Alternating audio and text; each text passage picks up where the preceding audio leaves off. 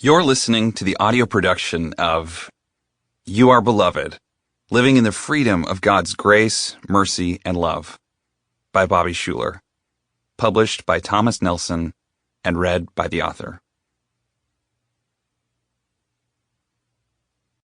Dedication to my two beloved children, Haven and Cohen, who taught me the depth of the Father's love. Introduction. On forming the creed of the beloved. Henry Nouwen. Early in my seminary education, I had a brief love affair with the discipline of philosophy, in particular with the 19th century Danish philosopher Søren Kierkegaard.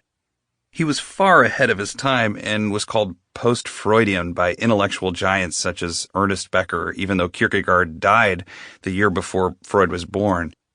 Kierkegaard, who was a devout Christian, wrote directly to the individual and her heart. The first time I read Fear and Trembling, I struggled not to weep. It was not long after that I read a book incidentally dedicated to Henry Nouwen, our generation's Kierkegaard. I thought to myself, who is this Henry Nouwen guy? As it turned out, Henry Nouwen was a Catholic priest and a best-selling author. He's one of the few Christian authors who, like Billy Graham, was loved by both the most liberal and most conservative of Christians. He could give the same message to two Christian groups who hated each other, and both would receive his words with joy.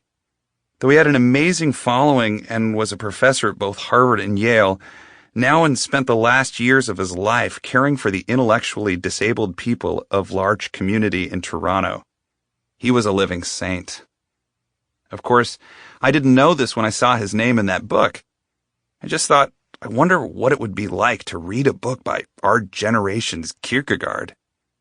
I went down to Barnes & Noble, grabbed his work Journey of the Prodigal Son, and sat for what I imagined would be a short time in the cafe. Several hours later, I had nearly finished the book and was deeply touched by the rawness of how Nouwen connected my heart with that of Jesus. I began reading all of his works.